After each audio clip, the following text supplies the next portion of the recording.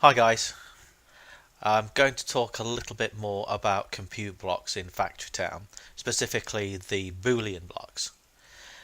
Now I warn you, this is a bit kind of techy and maybe a bit boring, so maybe a bit TLDR for you, so you may want to zip ahead to the practical examples. But I do think it's important that you understand how these blocks work and the commands behind them before you go to the practical examples.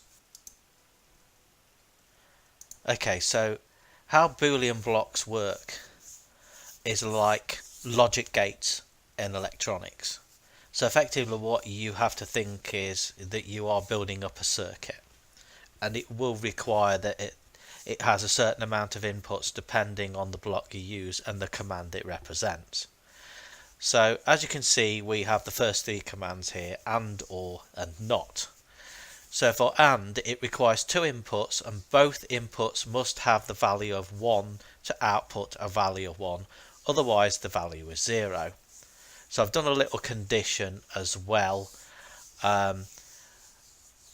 which basically you execute a statement if it's true or if it's false. So if this is true, else it's false. Simple as that.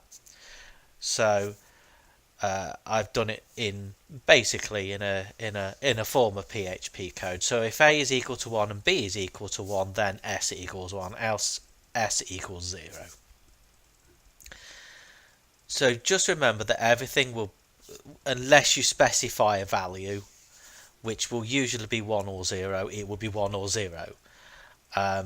You can add other values to certain Boolean functions, but on the whole it will be 1 or 0. 1 is on, 0 is off. Simple as that. So that's a very simple one. You put two inputs in and they must equal 1 and they will output 1. So if two things are on, then they'll pass the message to the logic gate, and the logic gate will output 1 and turn something else on. Or you could pass it to another logic gate, which could do any number of things there. So OR requires two inputs. One or both inputs must have the value of 1 to output a value of 1, otherwise the output value is 0. And a little bit of code there kind of explains it. So if A equals 1 or B equals 1, S equals 1. Else if A equals 0 and B equals 1, S also equals 1. And else if A equals 1 and B equals 0, S equals 1. And if none of that is true, S equals 0. So basically what's that saying is if you've got two inputs, as long as one of them is on, then one will be output. If none of them are on, then they're considered to be off. Simple as that. So not requires one input and will output the opposite value of the input value. I think that's actually quite self-explanatory really. So if A is equal to 1, S is equal to 0, else A equals 0. Else A equals 0, therefore S equals 1. So whatever you put in, the opposite comes out. So it's pretty obvious really. So then we have our next three commands, which are N and or, Nand, N or nor, and XOR. So Nand requires two inputs. Both inputs must have the value of 1 to output the value of 0, otherwise the output value is 1. So that is the exact opposite of AND. So in code that is if A equals 1 and B equals 1, S equals 0, otherwise S equals 1. Quite straightforward, that one. I mean, if you understand AND, you understand NAND, the exact opposite. So if you actually want to have the opposite come out, turn something on and off, well, you know where you're going if you understand what's happening with both those commands. NOR requires two inputs, and both inputs must have the value of 0 to output a value of 1, otherwise the output value is 0. So if A equals 0 and B equals 0, S equals 1, else S will equal 0. So the opposite of before really. So XOR requires two inputs. One and only one input must have the value of 1 to output the value of 1. Otherwise, the output value is 0. So, again, it's an opposite.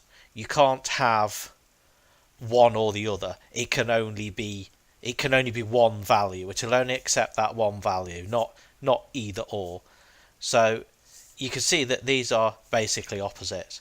So in code, that is if A equals 1 and B equals 0, S equals 1, else A equals 0 and B equals 1. So S equals 1, else S equals 0. So if you understand the first few commands and consider these are quite the opposite of those, then you'll be somewhere closer to understanding what's going on here. But practical examples are best, in my opinion, even if I will probably have to make them up to explain it to you in practical terms, but which I don't like doing, but I think it's the only way we can probably do this. I do believe that it's much easier to learn from practical examples. However, if you don't really understand the basics of what the commands are, then I think it can be a little bit confusing. Yes, I know what I've just said could be confusing if you know nothing about code and you know nothing about programming and electronics, but you still need to understand it.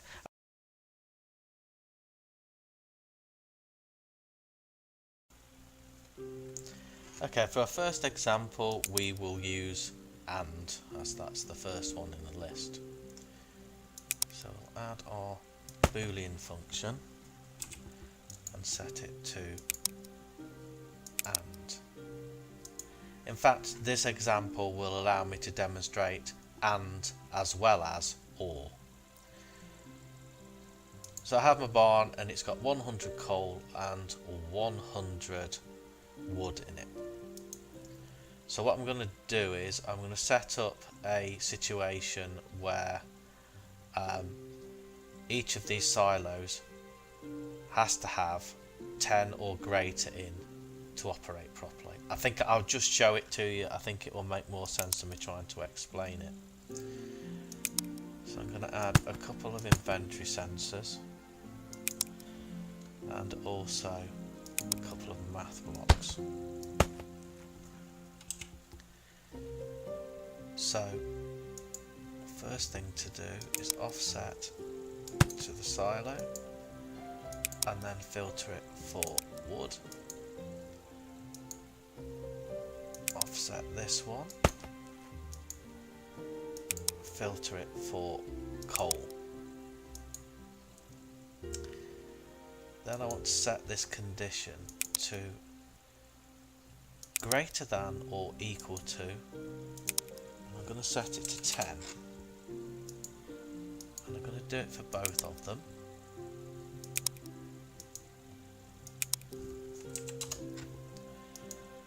Okay, so if we connect that up, we've already got our offsets connected to the silos.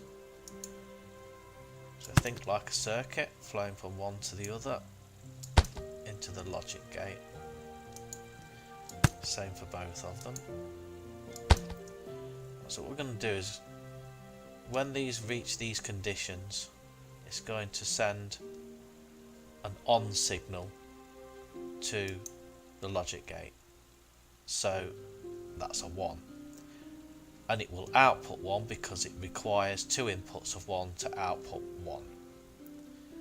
So I'm going to link it to both of those grabbers. So just pause it and turn these two on. And then you should see this in action. So it needs to build up 10 in each silo. And once it's got 10, it will start to output them. There you go, it's outputting from both of them.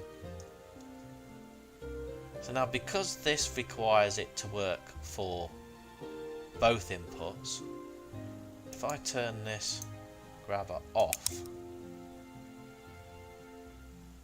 you'll see that they'll build up, but once they reach the number, they both stop outputting as it's done. turn it back on again, they'll both start working when the conditions are met, which they are. There you go, so it works. I can demonstrate OR as well here. So if I change it to OR, immediately nothing different will happen. And the reason for that is that both conditions are being met. So because OR requires two inputs to get an output, two inputs of 1 to get an output of 1. However, it doesn't require them both to output at 1. It requires only one of them to do it. So if I turn off this grabber, you'll notice that this one will stop, but this one will continue because the condition is being met. Now something also interesting happens here. If I turn this grabber back on, we notice it will just continue to flow through and not build up to 10. And that's because this silo has met the condition and the logic gate only requires 1 to do it. Therefore, this one no longer has to do that, so it can flow through. And that's definitely proving that it is doing either or and not requiring both. Next function is not. So add the function, change it to not. Now if you remember, this requires one input and it outputs the opposite of the input. So what I'm going to use it to do is to maintain a stock of a certain amount within the silo. So I'm going to use inventory sensor and math again.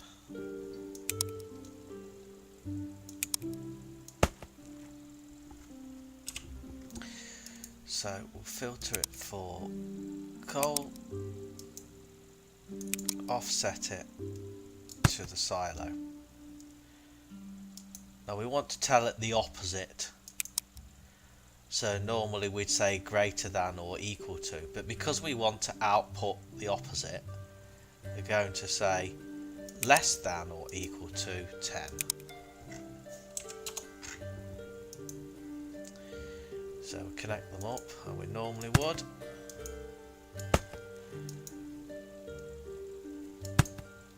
And I'm going to use it to turn the grabber on and off. So this silo should fill up with 10 and then start outputting. So turn the grabber on.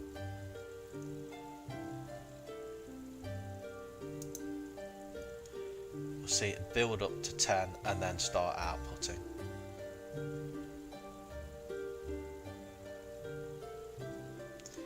There you go. So that's usually if I turn it off.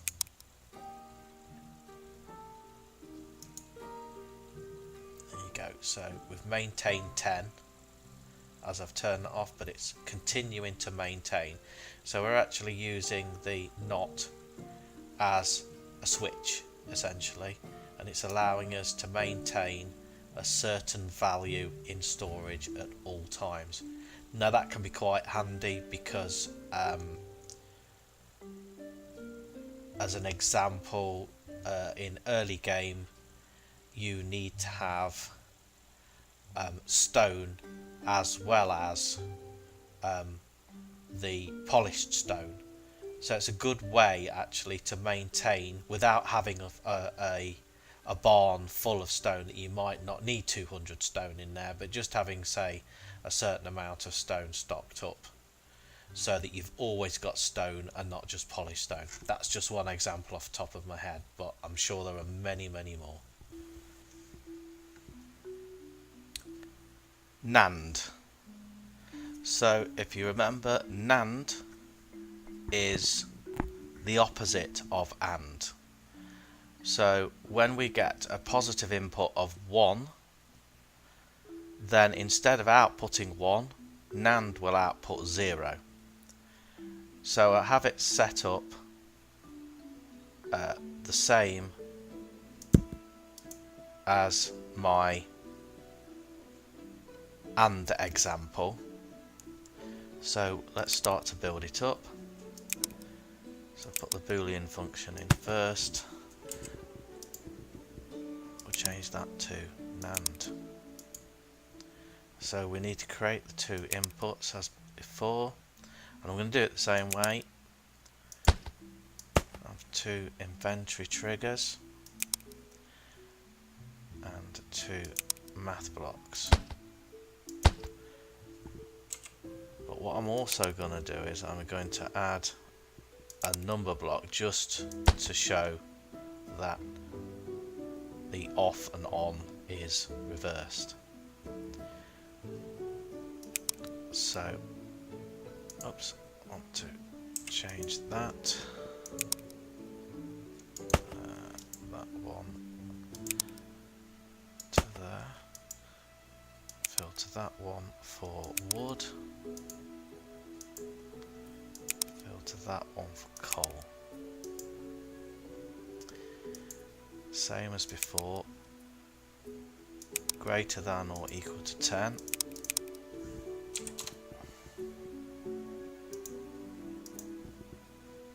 Oops.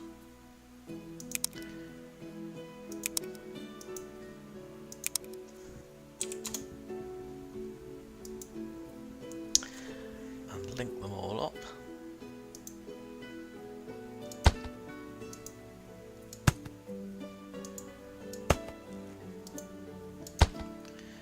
Finally, I'll link that to there just to show you the state. Now if I was to do this exactly the same as we did the AND example, then it wouldn't work. Simply because the grabbers will remain on, because the condition is met, therefore we get the opposite. So I'm going to have to add a couple of other things to this just to show how it works. Two blockers there because they'll help us block. You'll see. So I'm going to link to the blockers. So basically we'll still be able to build up to 10, but because these grabbers would remain in the on position, if I were to link the Boolean function, the logic gate, to them, we'd never get greater than or equal to 10. But if we have the blockers in place, we will get greater than and equal to 10. And then when we get to that condition, the Boolean function will change. So let's see that in action. So they block. And as we count up to 10, you'll see it will kick in as it did before, but obviously slightly different. And here we have it. There you go. So it's flicking between the two now. And you can see the blockers going on and off as the condition is met. So as with before on the AND function, if I starve one line, this one continues to feed, but the blockers remain on. If I turn it back on again, the condition will be met, and there we go.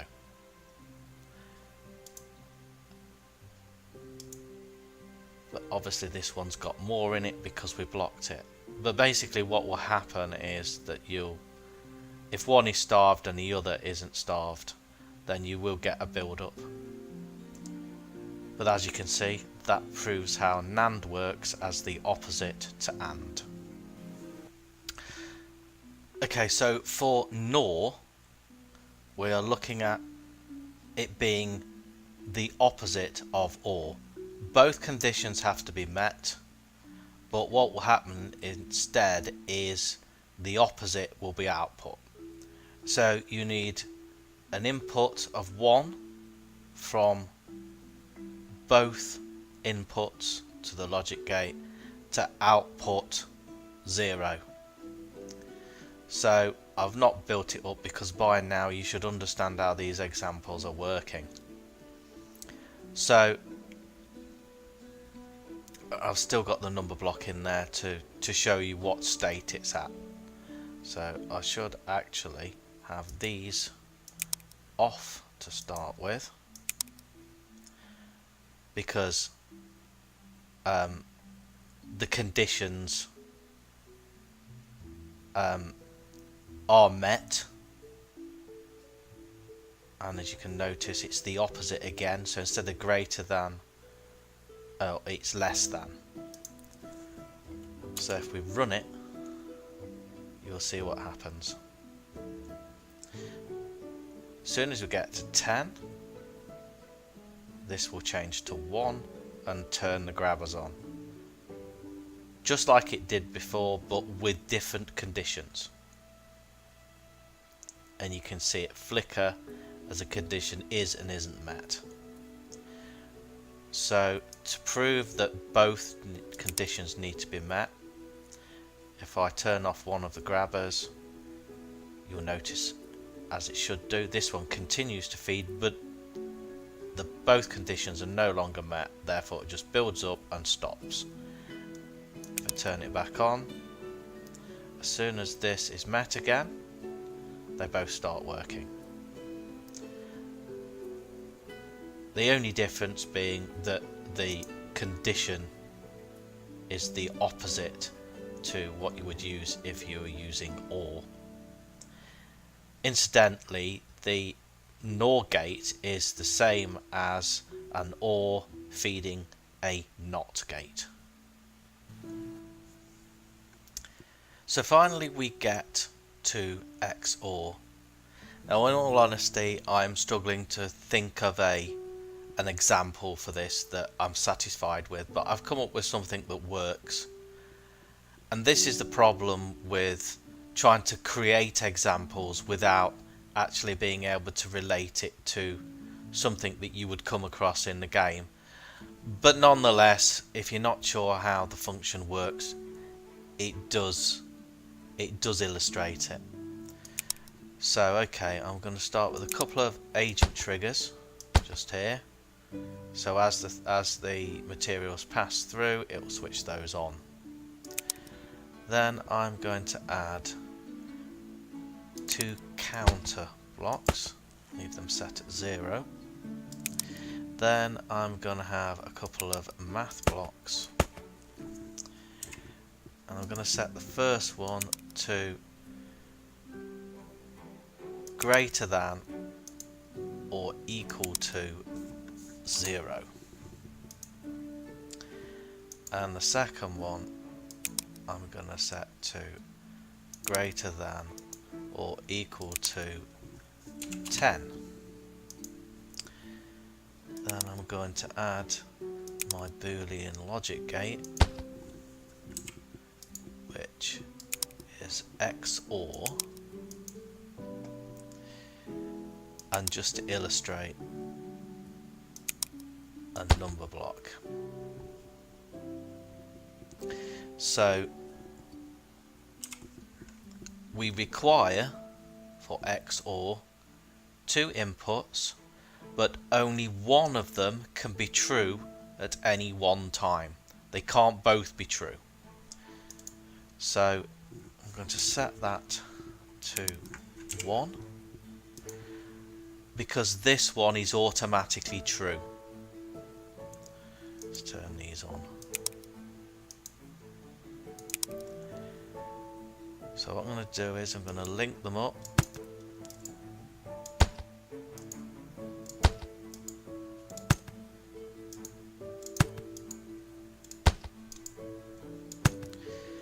And then what's going to happen is when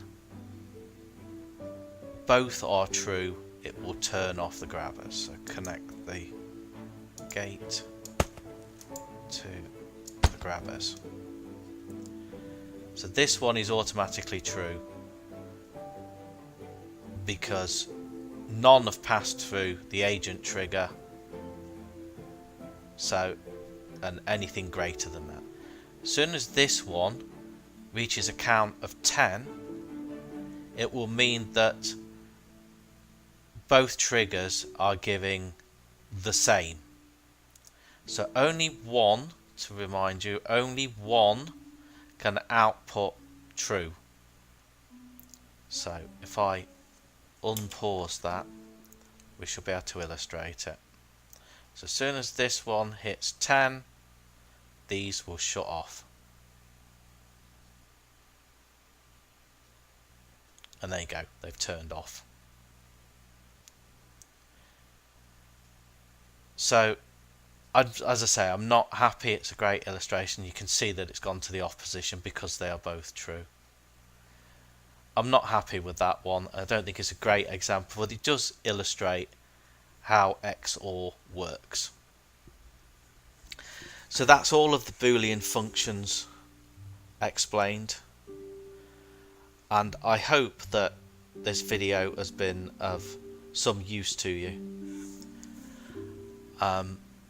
I know I've learnt a lot whilst I've been doing this. I do understand the functions. However, putting them to a practical use is not always that easy. I found a really good site as well that illustrates the logic gates, which I'll put in as a link to the video because you may want to look at it. It is useful and it's a great reference. So again, I hope that's been very useful to you. See you later.